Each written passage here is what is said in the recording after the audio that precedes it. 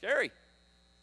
If all we could see was each other's failures, if all we could see was what we see with our eyes and hear with our ears, and think or listen to as far as the stories go around, then we would have nothing but negativity in our hearts and our minds about this. He says, this is why you got to understand atonement before you can love.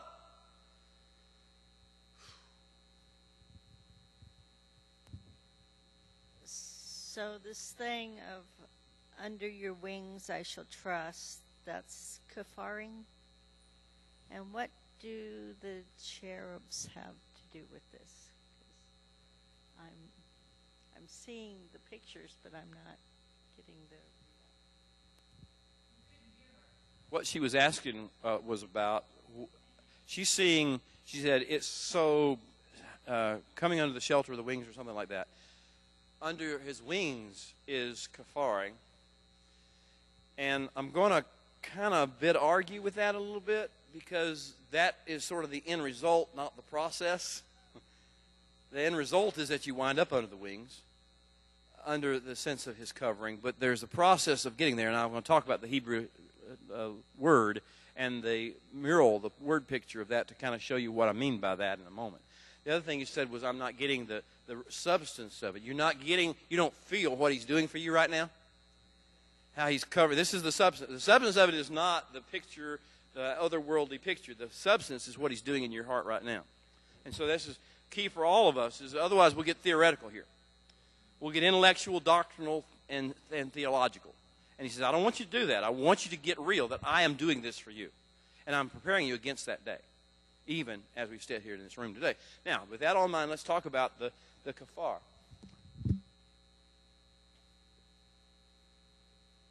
Okay.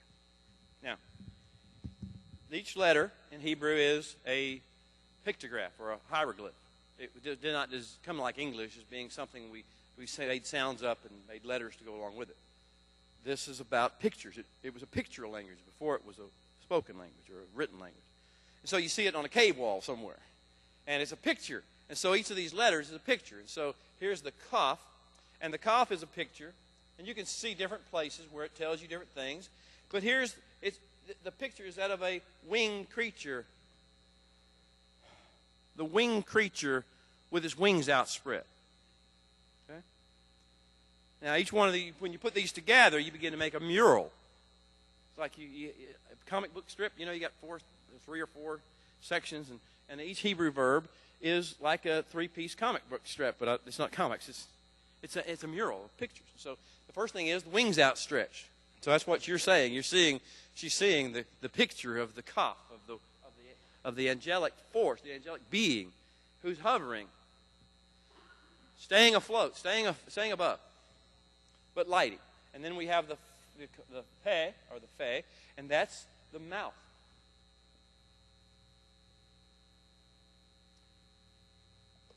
I'll just go ahead and put seraph, okay? I'll just go ahead and give you a little hint.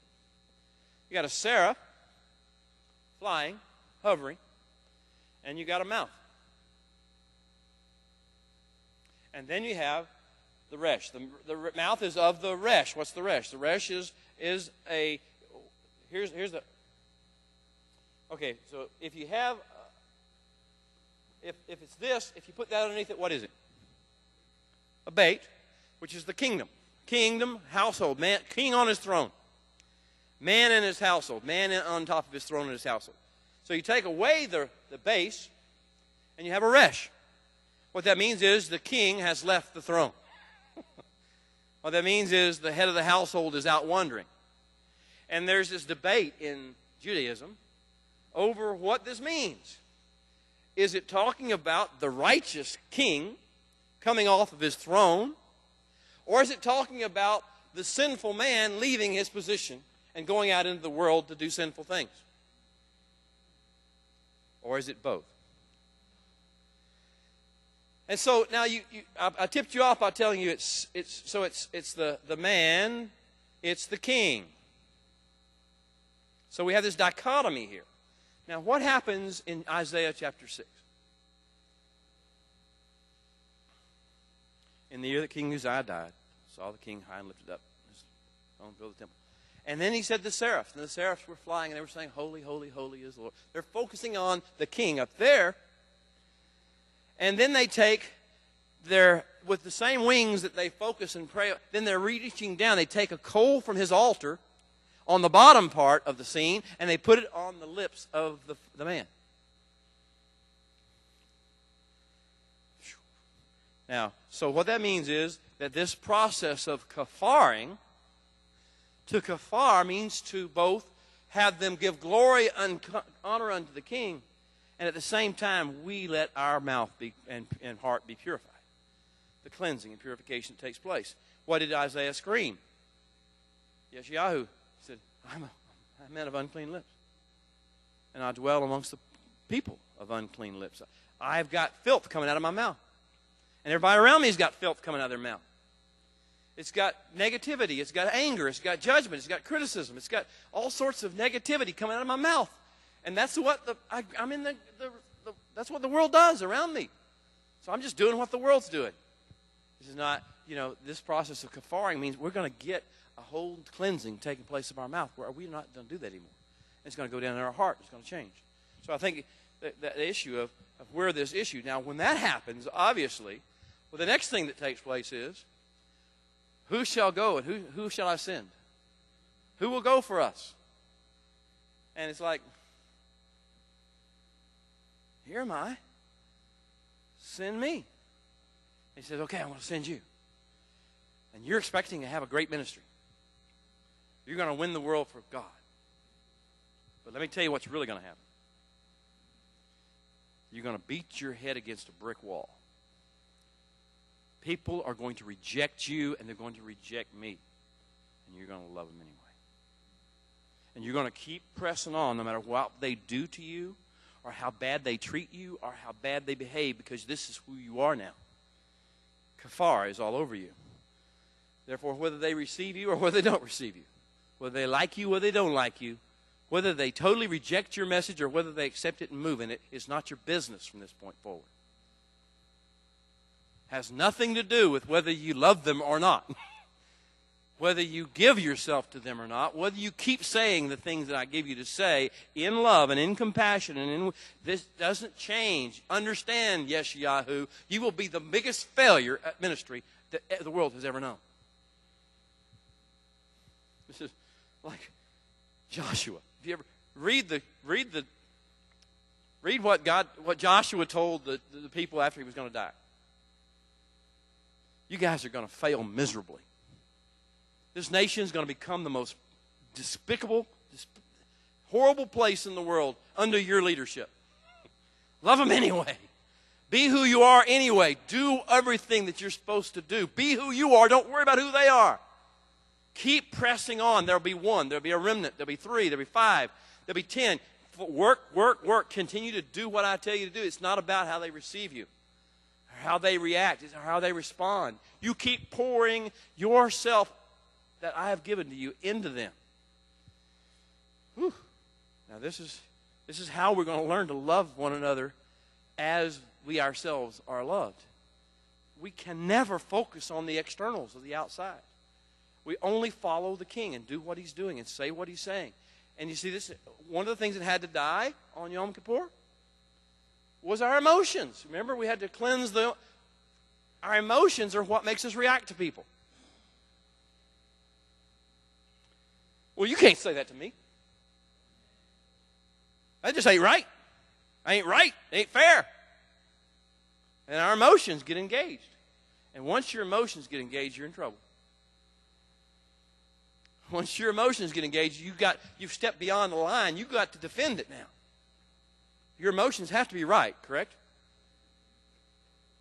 So you got to defend the reason why you have an emotion. I should be angry. I have a right to be angry. I should be sad. I have a right to be depressed. I should be lustful because I ain't getting what I need.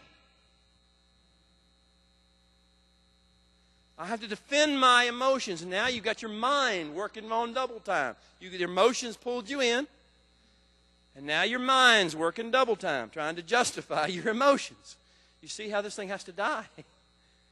This This is reality. He says, I want to raise up a people in this life that lives in a different way than the normal things around you do.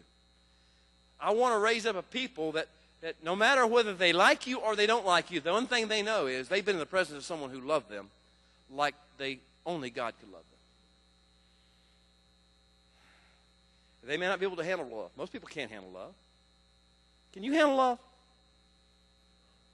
We could try. We want to try. We want love until somebody gives it to us. And it smothers us. It overwhelms us. It destroys. Especially love like God gives you. Because like, wait a minute, if I have love, if I am loved, I am responsible to steward love. And the steward, the one who gives me love. And that's hard. That requires me to die to myself and just do what it takes to steward this love. And to receive and nurture this love. A few always will catch that process. I love it when that happens, when I see someone catching love. And then the next time, the test is never how they receive it when you're talking to them or when you're dealing with them or when you're praying for them or when you're ministering to them. That's never the test. The test is always what happens when they go out and they get confronted with something that offends them or somebody that they think is not doing right or somebody that's not talking the way they want them to talk. It's like Yeshua, said, you guys, I forgave you. Huge debt. I forgave you amazingly, a debt you could have never repaid. And you went out and you found the guy who owed you a few pence, a few shekels, not even shekels. And you wrung their neck because you wanted what you wanted back. You said, you didn't get it. You were all thankful when I loved you, when I forgave you. Oh, how great it is, your forgiveness. But you didn't put it into practice when you went out and talked to Helen. You didn't catch it. You just took it. You didn't walk in it. Now, there's always those others that say, you give them the best, and it's never the best love we can give. It's the best love we can transmit from God to them. We're not always capable of giving full love. We hope to get better at this, bigger vessels. We go from a half-inch PVC to the 12-inch main. As hopefully we're moving this process out where we're the vessel. They shove stuff through the 2-inch little or the half-inch little PVC pipe. Don't transmit a lot, but it transmits some. It's still a vessel. Now, but then hopefully we're expanding this great big vessel where we're giving more and more now. But the issue, what I love to see, is when my half-inch PVC pipe goes out to Gary, and I watch Gary's life, and he comes over to Smokey, and he's pouring out 2 inches of PVC over you. And you go out, and you touch Kay, and you're going with a 6-inch pipe. And there's more and more, and it's expanding. This is the way the kingdom works. You see, a little bit that you give then begins to multiply multiple times. And on the ones that catch it, on the ones that will catch it, and on the ones that will catch it. So, but even if you didn't catch it, even if I gave my half-inch to him and he went out and choked Rory over the debt that he owes, doesn't change the way I treat him one whit. Doesn't change my attitude or my opinion about him one whit. It's not about me. It's not about my ministry. It's not about whether I'm doing getting the results that I think I ought to get. This is the revolution that's coming back to the body. And no 8x10 glossies being passed around. Telling how wonderful this ministry is. It's how wonderful our King is, and that's all that matters. And we keep telling that story over and over and over and over again. And just keep feeling it, keep receiving it, keep dying to self and letting it come out. That's what this is all about.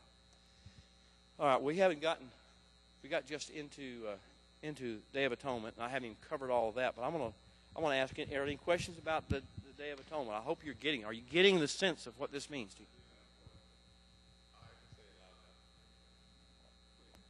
All right, how did you get from 1:8 to 7:10?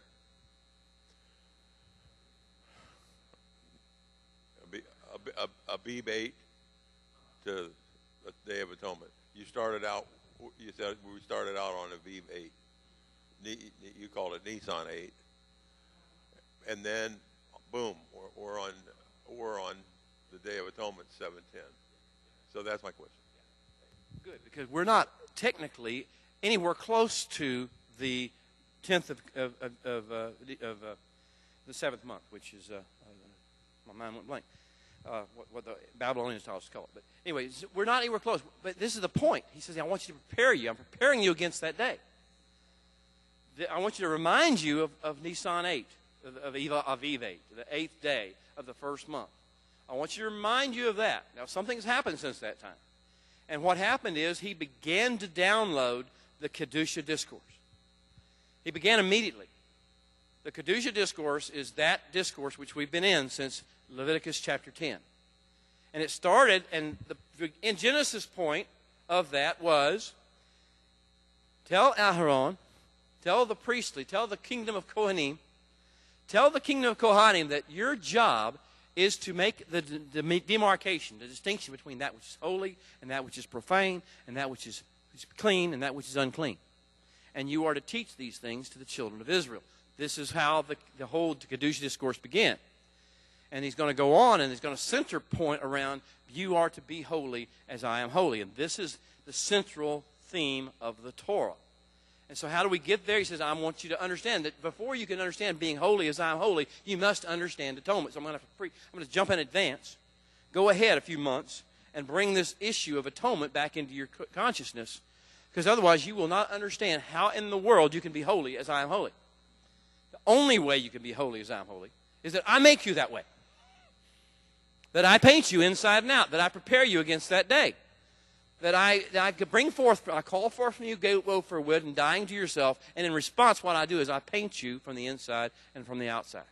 And now without understanding that, when I say to you, be holy as I am holy, you don't sit there and say, I can't do that. Because you know you can't do that. It doesn't matter.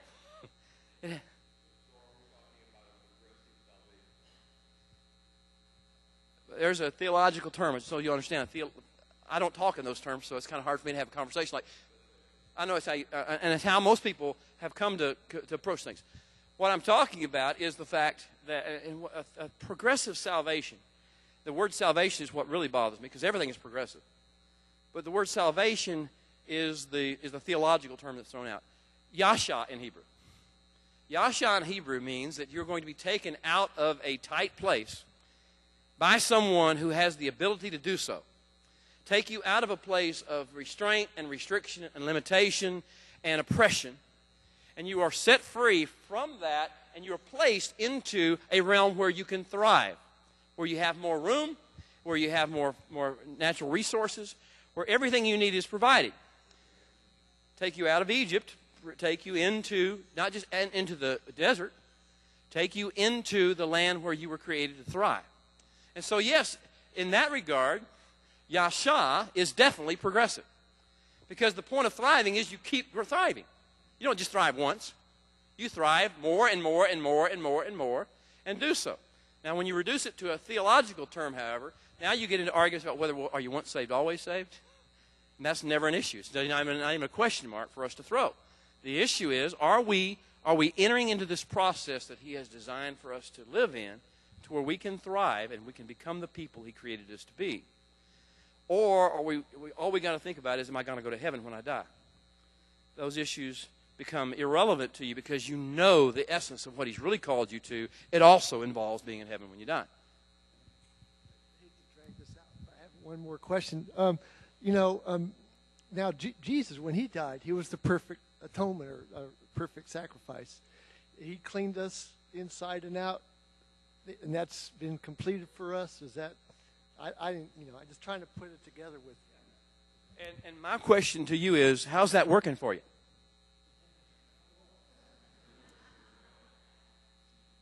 This is the problem, and I hear people and like this statement on the last statement from the execution state. It is finished.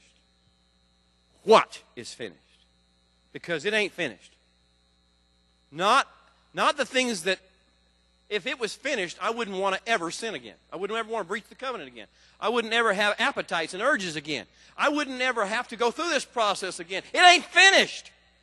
What's finished is the fact that the provision has been made for us. It's kind of like the Holy Spirit. You know, the Holy Spirit is given without measure. But we don't take it that way. We take it in little bitty doses. That's all we will receive it. And whenever we don't like it, we spit that one out. We do not receive, even though it's been poured out in measure, it's finished as far as the pouring out goes, but the receiving of it is going to be progressive. And it's going to be fits and starts and step forward and step back. And that's the issue. Yes, he was the perfect atonement. Yes, without measure. But we haven't received it yet, so it's not complete in us until it's complete in us. And it won't be complete in us until the ultimate Day of Atonement. And that's why, I hear people say, well, the Day of Atonement doesn't mean anything to us because we've had Jesus. No, you're missing half the point. The fact that Yeshua has come to earth and died is critical to the fact of atonement.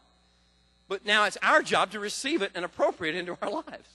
And that part has to be done. You can't just assume that therefore, now we have to appropriate. We have to build the gopher wood.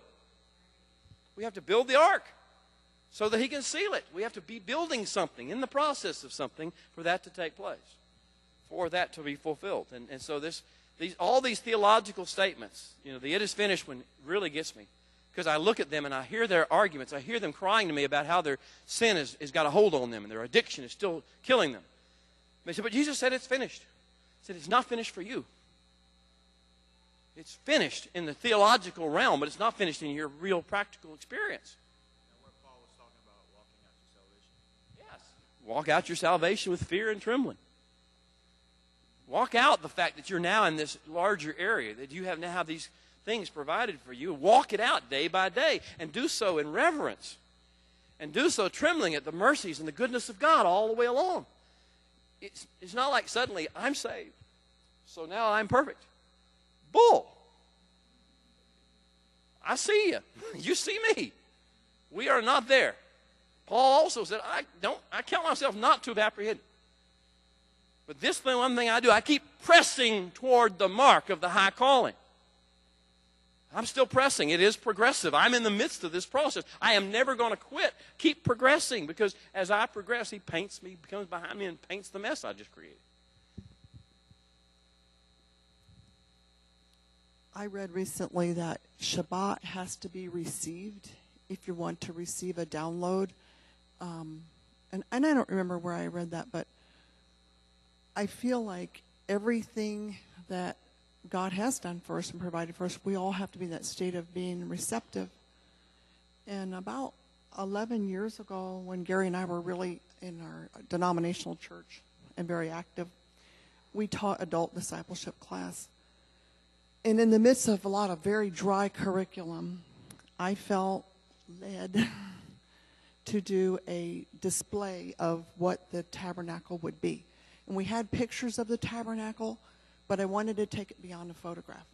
So we took a vacant room, and my friend Vilma and I went in there, and we bought a beautiful box with a covering, and we set it on a table, and instead of using a door, we put a drape. And we did just several things like that with a basin and a pitcher to represent the labor and all. And so when we started the class this morning, I said, we're teaching on the tabernacle.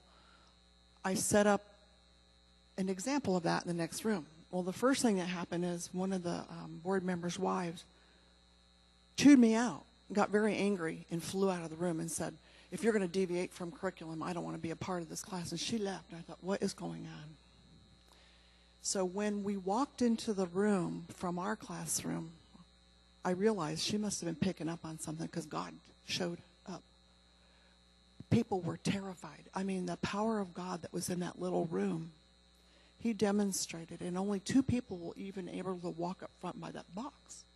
We were all just like stuck against the wall and just so surprised at the power of God. And one of the men that used to be, he was like a fallen pastor. He started ministry, and God really used him. He just happened to have on a long-sleeve white shirt that day. The whole thing played out in such a powerful and amazing way that we were so stunned. And I think that receiving part comes from who he is. And sometimes I think we're a bit maybe taken aback by the power of God, like they were at Mount Sinai. You go, Moses, and you talk to him, because the mountain is thundering and lightning and trembling, and you go talk to him and you come back and tell us what he said. And we kind of experienced that moment that day in Sunday school. And I realized that receiving from God means accepting him as who he is. And he became the God of the universe and not just a baby born in a manger or a man who died on a cross 2,000 years ago. He became very, very real. And accepting that was a step. And most of us had been Christians for many years, but had, wanted to go on a deeper level, and he most certainly took us there. So I think that receiving part comes to our expectation of who he is and letting him blow that away. And whether that terrifies us or astounds us or whatever, however that affects us, just be able to deal with that.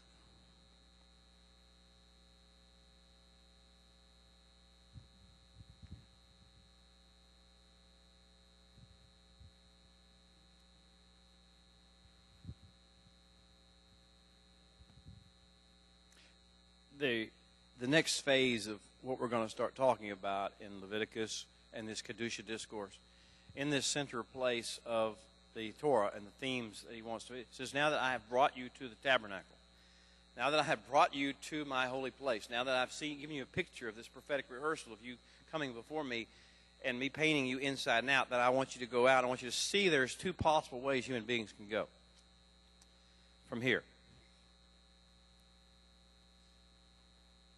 One way is the way I'm walking. And I'm going to lead you with the pillar of fire and the pillar of cloud. And then I'm going to give you there are other ways in which I'll lead you once you get to the promised land. I'm going to give you my way. If you follow my way, then you will be in all things. And he's going to start talking to us about the levels of blessing that come to us. Not because of obedience, because we're with him and he has obedience that comes. He has blessing that comes. I mean, he just is the source of blessing.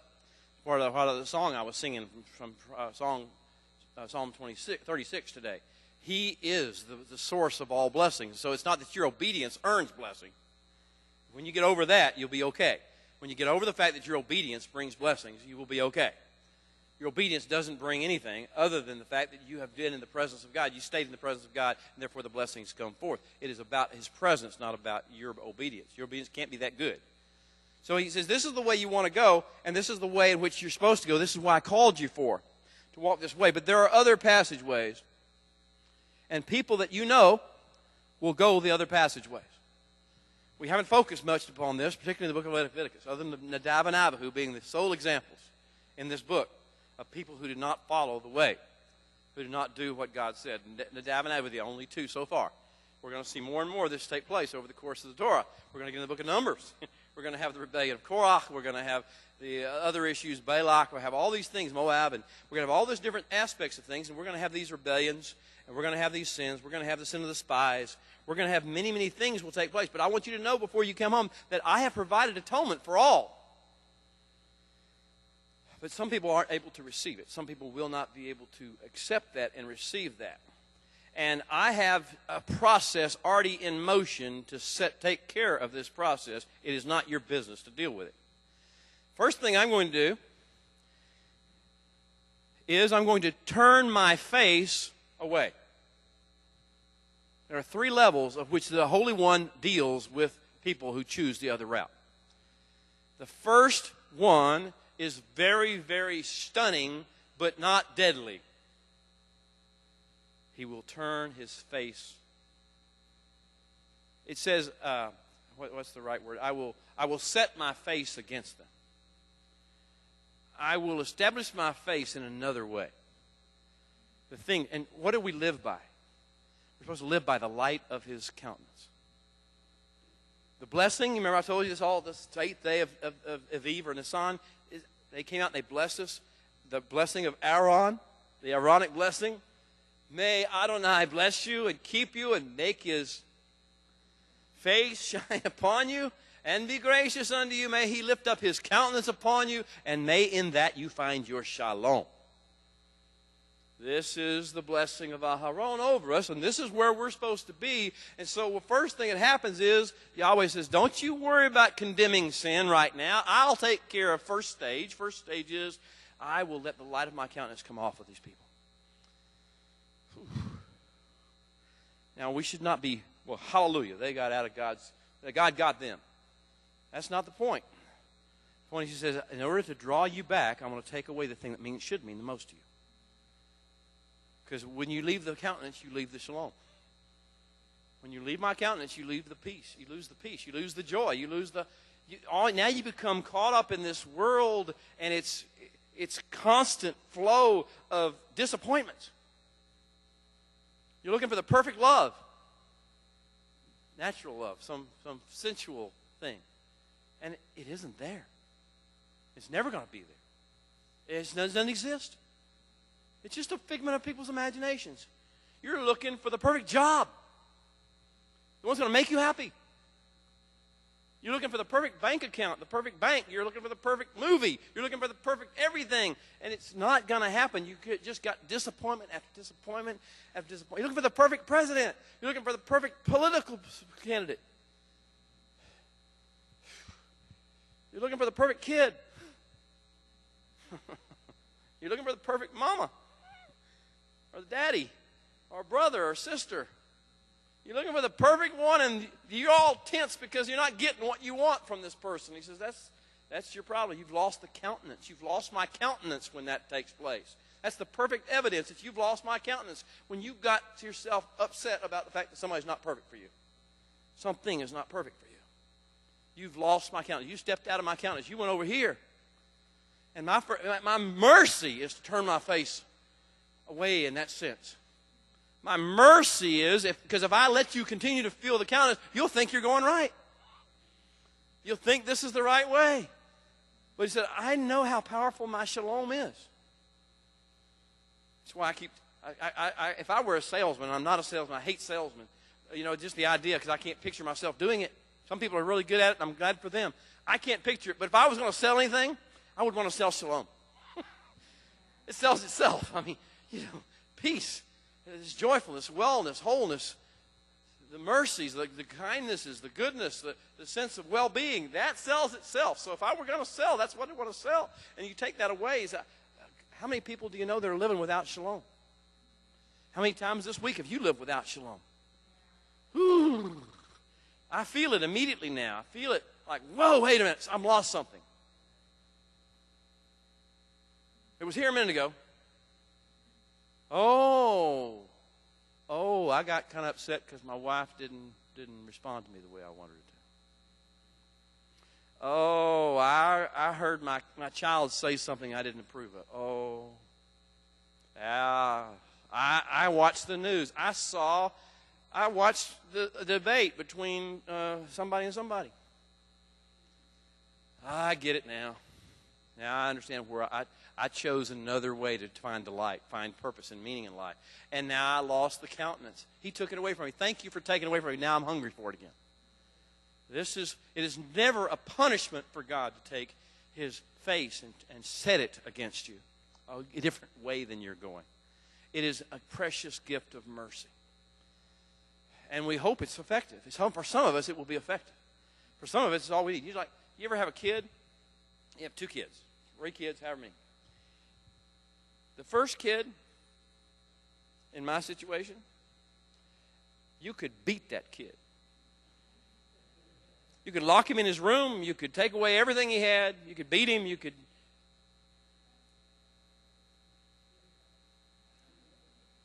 Second kid, you look like this. They crumble. People are like that. All you got to do, all the Holy One has to do to some of us, is just look at us. Take his face and go like this. Oh my gosh. I've got grandkids like this. Rosemary can say anything to them.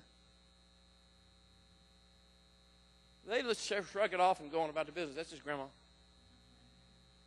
But Bata, if Bata looks at him funny, or doesn't hold his arms out to Rick and pick him up, or doesn't go for a walk, that this day. This is Bata. Bata is different. And this one can't handle it. Bata needs to be Bata. And there is no condemnation in Bata. Wow. And so if you ever say anything, you ever do anything in that situation, some kids are like that. Some people are like that. Understand that it doesn't mean that one's better than the other. It just means they've got different makeup. And so some people will not respond well to his setting of the face. But it's a gift. He says there's a second place. There's a second level here of what I'll do. You don't have to do this, people. Not your business. I'm taking care of people. Some of them I'll just set my face against them. The second thing he says is, I am going to cut them off from their people. Karat. In Hebrew, it means I am going to separate. I'm going to make it miserable for them, or they're not going to have good relationships. Now, there's all sorts of levels at which karat is everything. Everything is continuum. First level is you just don't have a good relationship. You're cut off from your people, even though you're in the midst of your people. You go to Thanksgiving dinner, and you don't want to talk to anybody. And you don't want them to talk to you. You just want the turkey and the football. And you'll give thanks that they don't talk to you. And those ones you don't like don't get in a conversation with you. And you'll go to a relative's wedding, and you'll sit on your side, and you'll be so happy for the bride and groom. And you'll just, every once in a while, your eyes will cut to the other side of the room. You hope they don't get up and come over and start talk to you. They better not come talk to me. I'm thinking, am I getting real? This is the way God, this is level one, continuum, open continuum of karat. Whenever you can't this is Joseph and his brothers. They could not speak a peaceable word to him. That was level one, phase one, introductory karat. Now, phase two of karat was the pit. The brothers threw him in the pit. Now they're turning on you. Now your own family's turning on you. And now they're actually doing stuff to you. And you're saying, what's happening? What's happening? What's happening? And God says, I got a plan. I see Egypt several years hence. And I see you functioning there. I don't ever give up on my plan on you because you took a different route. But I'm going to have to do some things, and I'm going to let your family turn against you. That's level karat. Third level karat, you're actually condemned out of the community. You're kicked out. You're excommunicated. This is the final level of karat.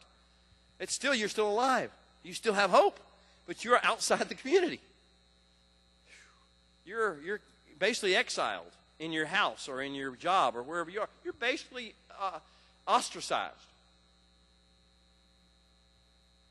Okay, you see, all these things are instrumentalities to call you back. Because, if the peace, the lack of shalom and your presence, the countenance of God didn't bring you back, then hopefully the lack of affirmation from human beings will bring you back. The constant sense of conflict and battle with the people and failure and disaster in relationships, hopefully that will bring you back and make you wake up and say, wait a minute, what am I doing? What caused this? Where did this start from? Some of you will blame God for it. Some of you will blame your friends for it. And after you've blamed about 5,000 people and God, one day will you wake up and say, you know what, maybe if 45 people have abandoned me, if 500 people have rejected me, the common denominator is, maybe it's the way I'm approaching life. Maybe I'm not on the pathway I need to be. Maybe this is a message to me that, my goodness gracious, I've been blaming everybody for everything, but it isn't their fault. They got their own issues to deal with. That's their problem. My problem is I am not lovable. I don't love people as I am loved. Oh, you see the problem now. So that's level two. And both of these are redemptive ways, not involving us directly. That the Holy One is working in people's lives at all times. Your sons and daughters are not behaving right.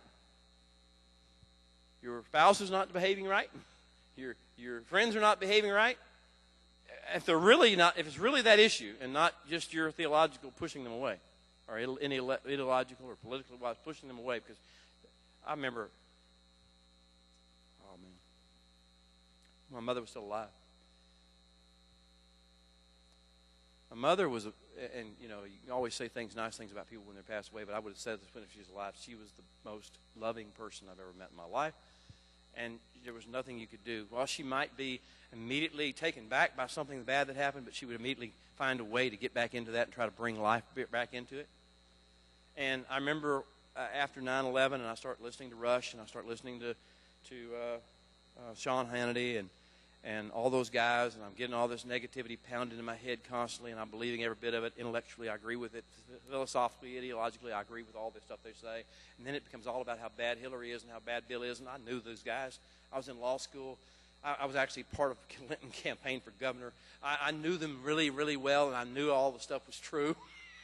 Well, most of it was true. Some of it was just fanaticism and nonsense. But I knew there was a lot of truth at the basis of all this. I knew who they really were. So I'm hearing them, and I'm just, yeah. Those guys are horrible. They're sick, and their world's sick, and so and so and so and so. And I would go and I'd spill this on my mother.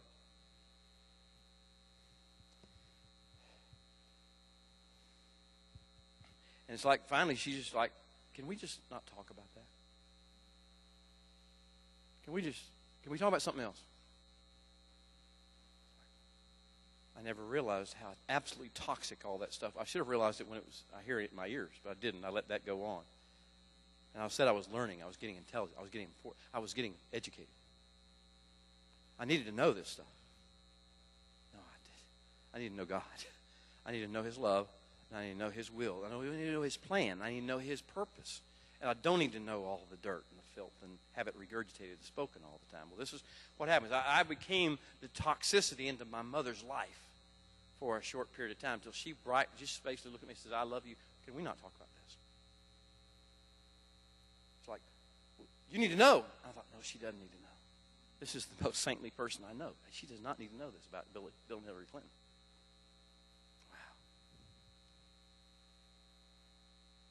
Won't affect her life one whit. She can't impact Bill and Hillary Clinton. Oh my gosh. What was I thinking? Who am I? Who did I think I was? That I thought that somehow or other, my having conversation with my mother, trying to convince her of how horrible Bill and Hillary Clinton are, was somehow positive, was somehow kingdom. It was totally non-kingdom. It was totally myself. It was totally flesh. It was totally the world. That was me. Hopefully you haven't done that. But you've probably done something similar.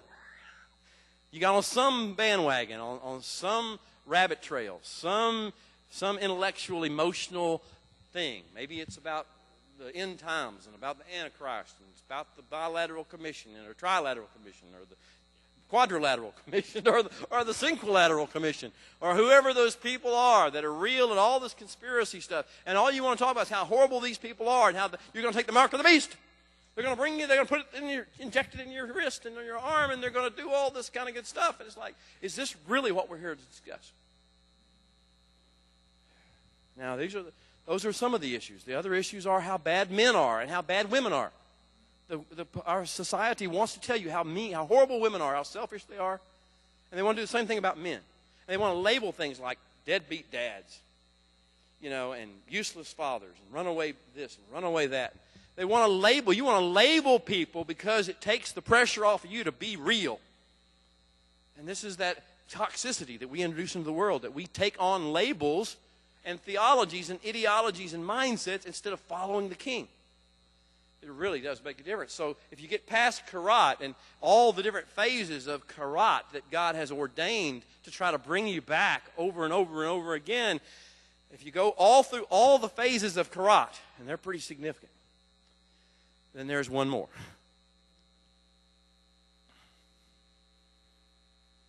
It's called Mot Yamot, or Mot Yamut.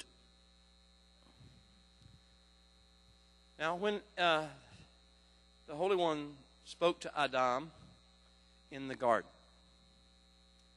He was speaking one-on-one to him, not in the third person. He was speaking directly to Adam.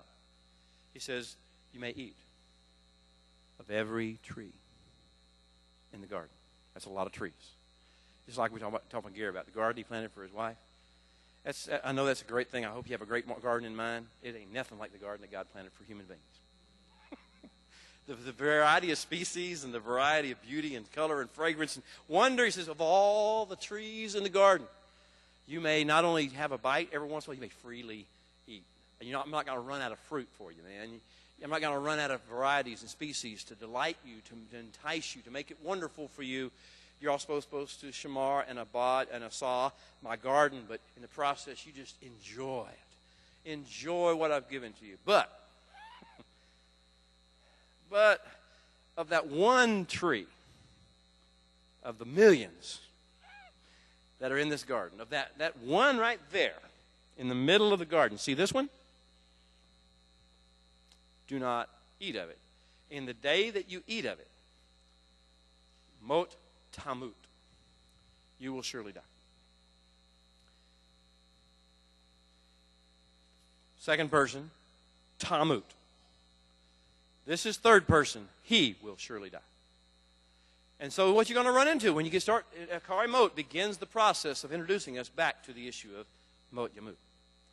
There is a level after rejection of the set face, after running further away from the set face, after running away from karat, at all of its levels, at the end of these levels, he says, then you become so toxic, I have to take you out.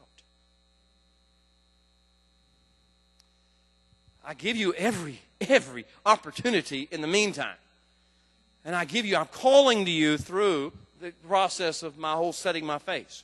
I'm calling to you all through every phase and stage of karat. But if you just can't listen, if you will not listen, if you set your mind to the furthest level and you keep pursuing after all the phases of karat have been exhausted, then understand this, for the sake of my creation and for the sake of the sanctity of the shalom of the community that I'm creating and for the sake of a people that I'm rising up to love people, love others as they themselves are loved, you are not compatible with it anymore. There are certain levels, he says, I want you to understand, there are certain levels of behavior once you have gone through the processes that are Mot Yamut offenses. Can we handle this? Because he said, I've taken you to this process. You've been in the tabernacle with me. I've taken you forward to the Day of Atonement. I've carried you forward in the Spirit where you can see what I'm doing for you and how wonderful it is and what your purpose in this process is now. If you still don't want it and you keep pushing me away, keep pushing me away long enough, it won't be because I'm angry with you and hate you. It'd be because for her sake I can't let you do this anymore. For their sake, I can't let you do this anymore. For the sake of if I'm kind to you in this scenario, I will be cruel to everybody you know. Wow, that's pretty toxic.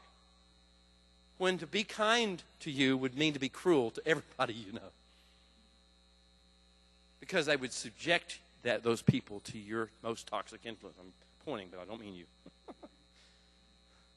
Do you see it? Do you see how this is? Do you now understand the significance of walking in his ways? Now, Nadab and Abihu had found this level where it was so toxic who they were, what they had done, this idea that in the midst of the present, and how close the situation is to God. It wasn't that they just one day decided, we'll go out and they'll start on fire and present it like it's God's fire. It was right when the whole community was bowing down in reverence and in fear. And for them to let the two guys who seemed to have it all together to be able to go forth and say, no, they'll do it this way. We're okay. That would have been to subject them to total confusion, the community to total confusion. So you gave me no choice, Nadab and Abihu. For the sake of the community, I had to take you out. Just a question. Is that the same reference with Ananias and Sapphira?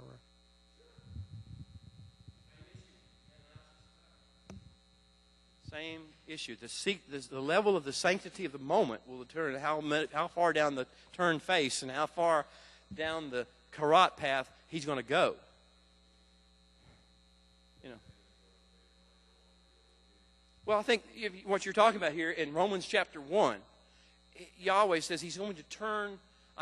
Paul says that Yahweh has done this. He has turned them over. He has surrendered them, people.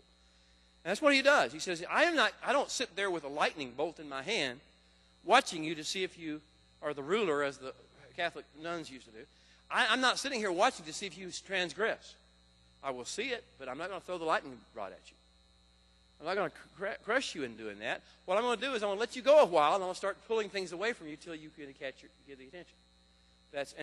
He turns you over. One of the things he turns you over to is the reprobate mind, or the mind which is futile, which thinks about things that don't have any significance to them, and don't have any end, good positive end to them. That's what reprobate means. It means it has no positive ending. It just goes around in circles. It's like, if you nail your foot to the floor. That's a reprobate foot. Reprobate mind is you just keep going around the same circles. This is that self-talk I told you about earlier.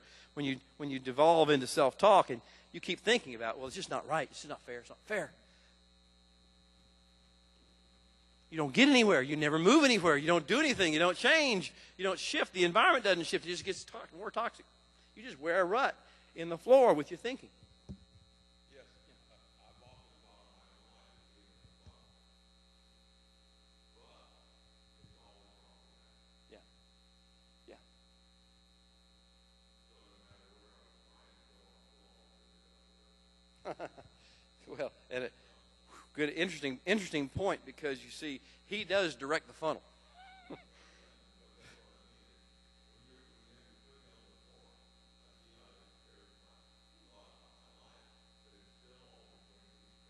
Yeah.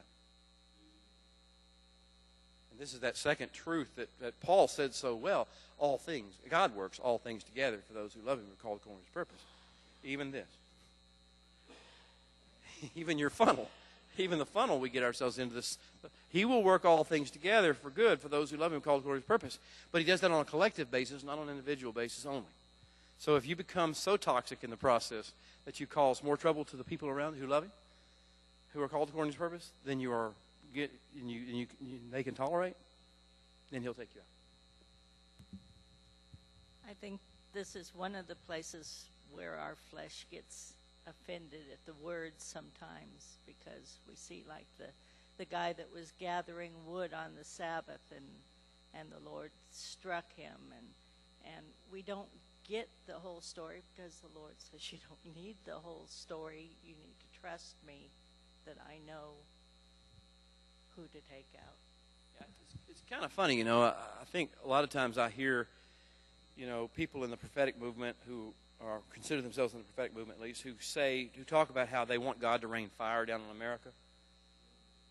They want to send holy fire down on America. It's like, dude, seriously? We see the evidence of the flood. We see the evidence of Sodom and Gomorrah. And we see God with a different he says, no, he says, I'm going to do strategic strikes from now on. And I'm going to put up with a lot of stuff.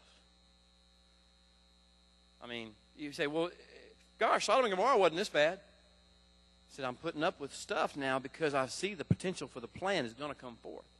And I'm going to turn even this Sodom and Gomorrah nonsense into good, because I'm going to raise up consciousness among my people.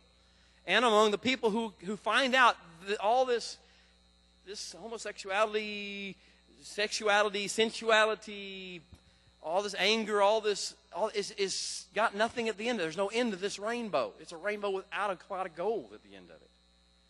And they're going to figure it out one by one, two by two. They'll figure out this thing that they thought was supposed to be who they were. And they'll figure, this is not who I am. This is not what I was created for. I'm going to let this take place little bit by little bit. So he's not following the Sodom and Gomorrah situation. He says, I've now put something in you to give you the ability to have an effect upon your society. And I'm going to continue to work with this process until that great day. And whenever he said it's finished, what's finished is Sodom and Gomorrah. What's finished is the flood. All right, let's go from the sphere of the religious to the world. So you think there's still a chance that the United States of America be saved and not destroyed? Well, I think a lot of that discussion may need to have a different focus. I'm not really concerned about the United States of America as a country. It sounds strange. I am. My flesh is. My flesh loves this country. My flesh loves that flag and loves the fact that back at the beginning, guys that I don't know, that didn't know personally, but I think I know a little bit about. I hope I heard the right stories about Thomas Jefferson and George Washington and Andrew Jackson and all those guys, and Quincy Adams and John Adams. And I have this idealistic picture of who they were and what they believed and all this kind of good stuff. And so I believe it was a good thing at the beginning. Now, those guys are dead, and they are not rolling in their grave. They're just dead. So therefore, I'm not too worried in my spirit about the United States of America. I'm thinking about the world. I'm thinking about the kingdom of heaven. And so that's step one is, while I understand that America, as a United States of America, it's just a world government. It's just a kingdom of this earth. And like all kingdoms of the earth, it shall become the kingdom of our Lord and his Messiah. But it is not now, and it has never been. It has always been, even in its best moments. It was just a kingdom of this earth. Takes all the pressure off of me worried about whether he's going to destroy it. He's not going to destroy America. If it is destroyed, it will be destroyed by us. It will be destroyed by ourselves. It will not be destroyed by fire from heaven. It will not be destroyed by any of those factors. It won't be destroyed by an asteroid hitting it. It will be destroyed as a nation by itself from within. By the aspect of continuing going down this cycle and self-destructing, just like Rome did, just like Macedonia did, just like the Carthaginians. There will be an outside force involved, but it is basically just a destruction from within.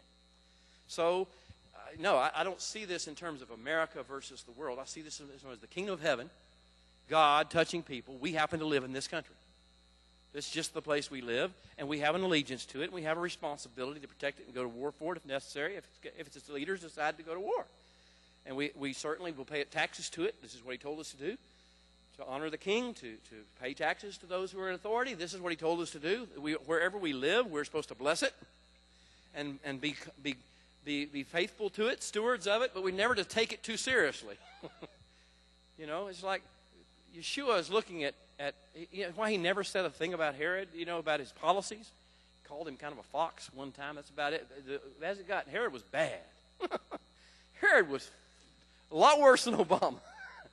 He never said a word about his policies, never said a word about any of that kind of good stuff, never said a word about how corrupt and never said a word about it because he saw beyond Herod. Herod won't be here forever. This is not about Herod. This is about the kingdom of heaven coming to earth. And what does it have to happen to that take place? So my answer to you would be, I don't think God's going to destroy America. I think America may collapse or may not. That's up to us, really. How much are we going to do what the Holy One told us to do, which is to love our neighbor as we ourselves are loved? Yeah. How do we pray?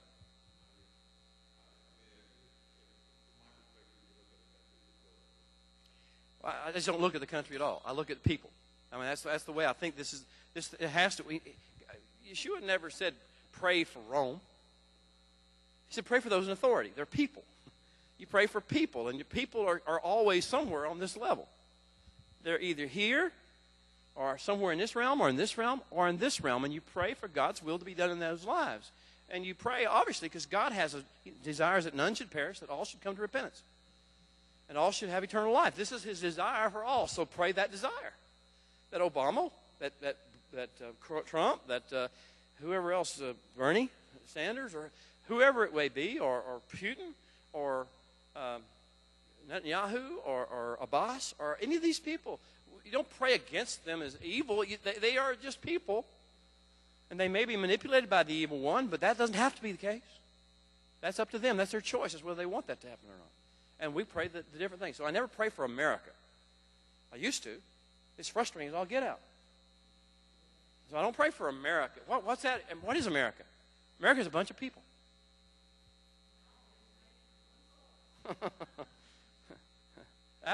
Exactly. We originated from the same source that the Russians came from. And we came from the same source as the Africans came from. All the tribes, and all the tribes of South America. We came from the same source. So therefore, I don't really focus nationally. I don't do nations like that. And I pray for cities. I pray over people, over the body, the people who belong there, the people who are lost. I pray for the ones who are in the midst of the biggest messes, that there will be revelation streams come forth, that there will be visitations in the night, dreams, and all. I pray for redemption. There's just a redemption plan. But I never I just quit, after I guess the whole issue with my mother and realizing how toxic I was about thinking about how evil America is. America doesn't exist. It's just a bunch of people. It's like, I used to represent corporations in big lawsuits. Still do, but especially I did a lot. And I represent companies, and the plaintiffs' lawyers were always wanting to come in and tell you how horrible these evil corporations are. And we'd always have a corporate representative, a real person there. And every product was made by a real person or designed by a real person, if nothing else. And everything you did, you want to hear all this negativity about evil corporations. Well, understand, evil corporations are just people like you trying to make a buck for their kids and for their families. That's all they are. So evil corporations, it's just a figment of your imagination. They're just people operating under this form. Same thing with governments.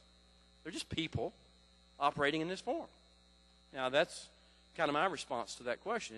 It gives me a whole lot more shalom and more peace and more impact, I believe, in that process.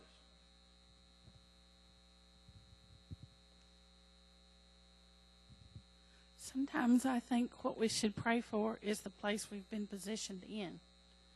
If we were the governor of Arkansas, we're in a different position than me being a school teacher at Texas High. And where we're placed has a direct revelation on what we're in control of, what we're in authority over, and all of those things. And the things that I'm not in authority over, I give that back to the one that is.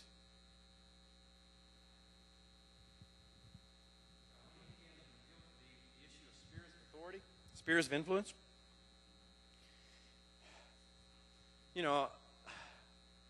Before that, I tended to think of, I had to worry about what went on in Zimbabwe among people I did not know and had no contact with whatsoever. It became an obsession to me. Oh my gosh, the people are dying in Zimbabwe. He says, no, I've given you a sphere of influence, and that's not it. If I send you there, then it's your sphere of influence. Until I send you there, you focus on the people that I put in your path. I've given you amazing insight and impact into those lives. Stick with the ones I've given you impact and influence over. And leave the other stuff to me or to the people that I assign in those positions. Because believe it or not, I care more about them than you do. I know what's going on in Zimbabwe. And I've got people assigned to Zimbabwe. And it isn't you. So therefore, you focus on what I give you. Focus on these things. And you can have real impact and real importance about that process. I tell people, I might disagree with what Barack Obama does or says. I do a lot. But he doesn't ask me for my opinion. He never has. He's never called me and put me on speed dial. I have no impact and no influence on him whatsoever. Therefore, for me to worry about what he does is a total waste of my time and his. And God's, because he's got things I am supposed to be engaged in. That I am supposed to be thinking about. People I am supposed to be involved with. Wow. Makes a whole lot of difference. Takes all the pressure off of me trying to control the world. I'm not that. I'm not God. This is a shocking revelation to folks to realize that God really has set you over certain spheres of influence. And he fully intends for you to be very impactful in those spheres.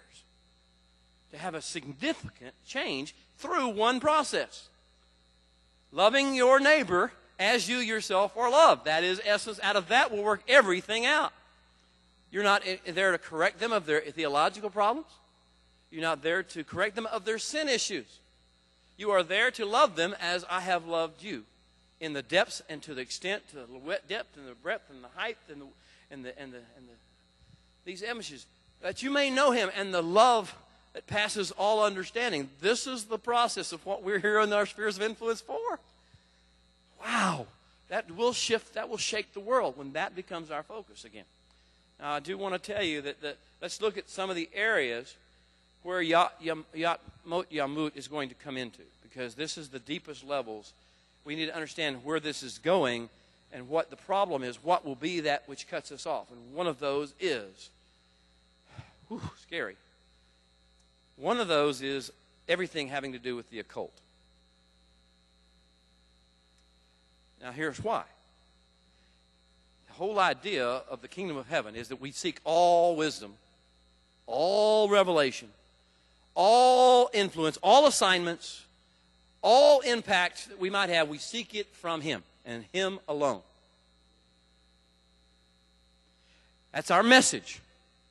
Our message is our God is wonderful and glorious and brilliant and wise. Our message is He's good and kind and loving, and therefore everything good comes from Him. Occult says, not so much. You can find it through crystals. You can get it through reading palms and tarot cards. You can find it in light rays. You can find it in rainbows. You can find wisdom and revelation in natural things and in supernatural, paranormal things.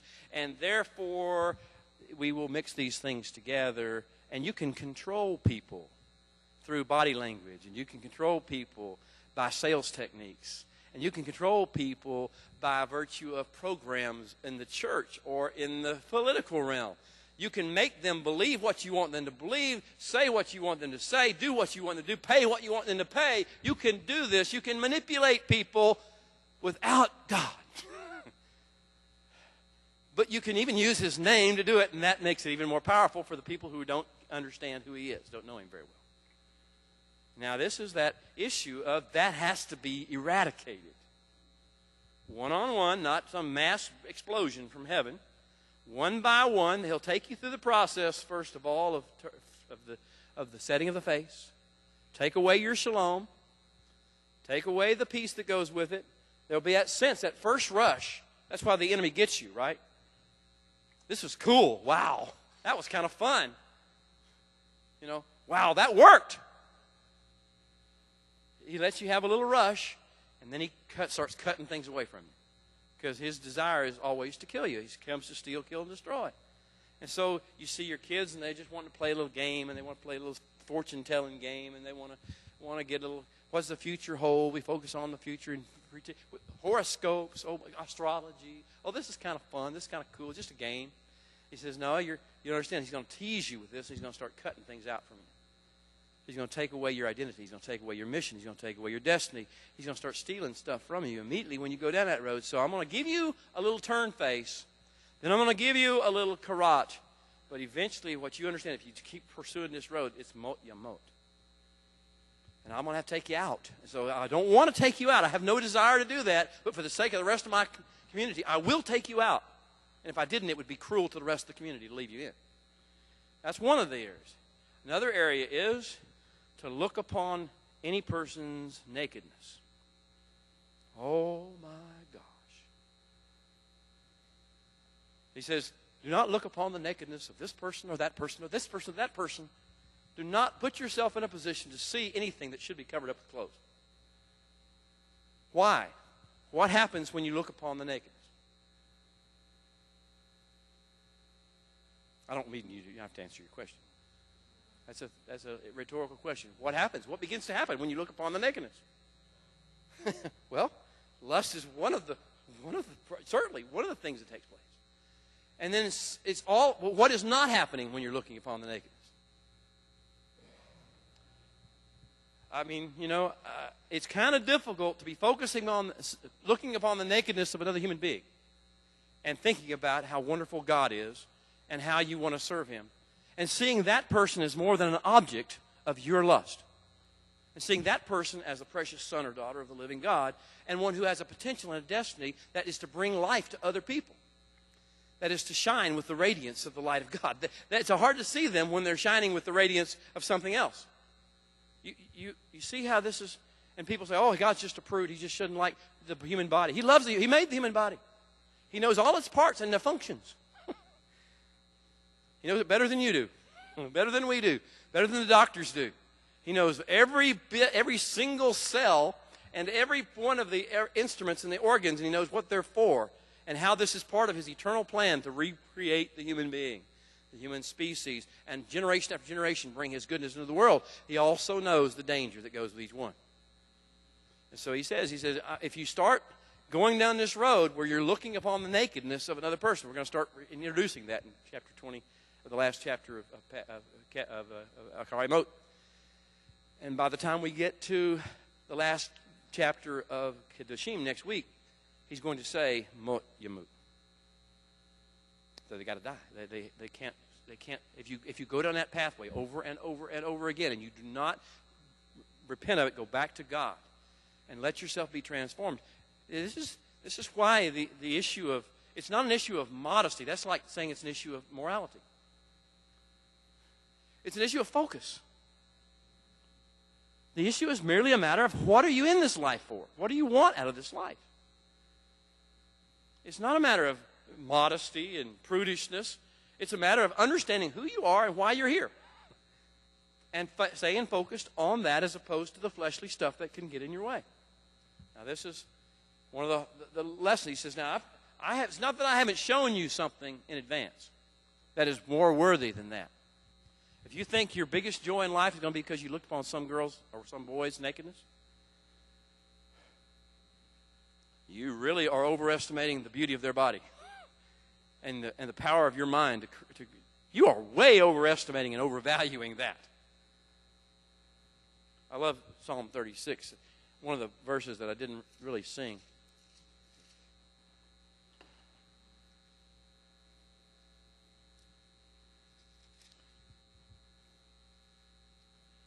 It says, verse 8, talking about the children of men who put their trust under the shadow of your wings. They are abundantly satisfied with the fullness of your house, and you give them to drink from the river of your pleasures.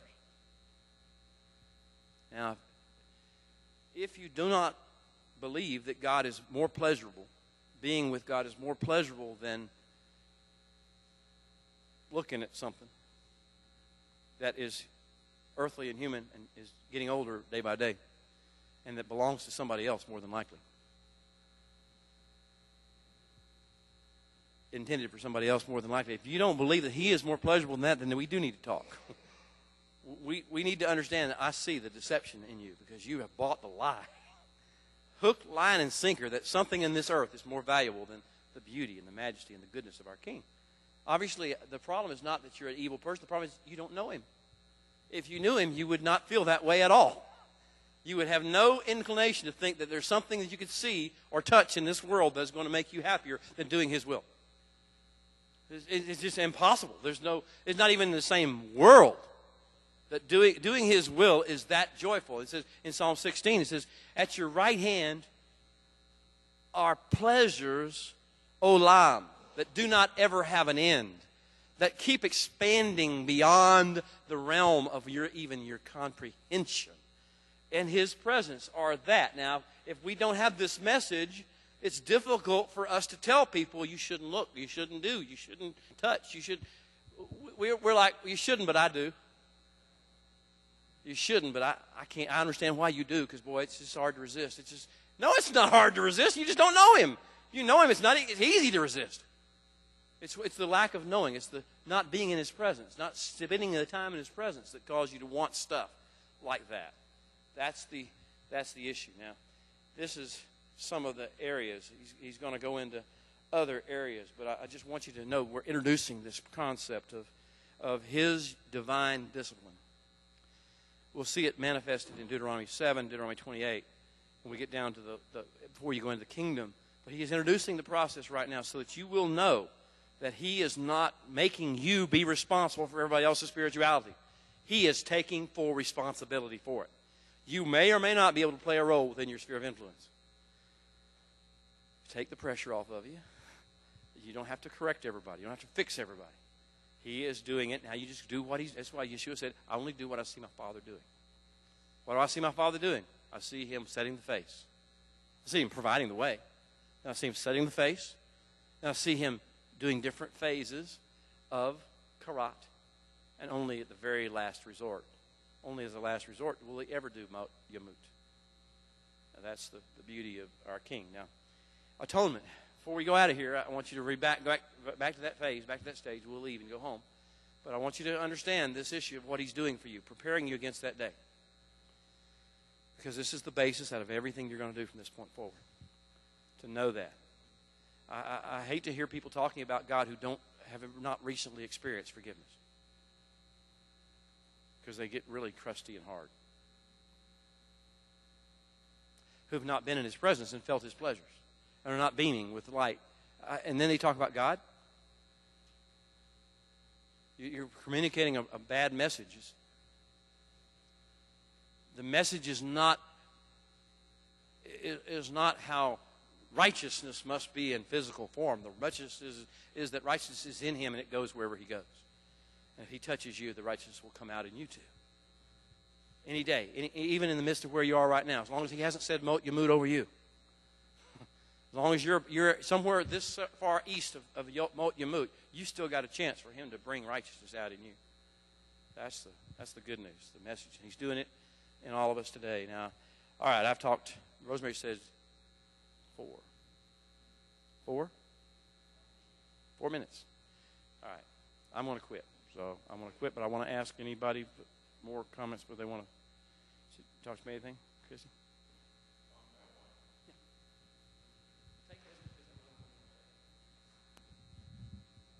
Would you say that? Would you preach the same message to Isaiah or Jeremiah, Amos or Malachi? Well, they all pointed out sin and called people to repentance, and of course they were all killed for it too. But you just told us not to point out sin and not to.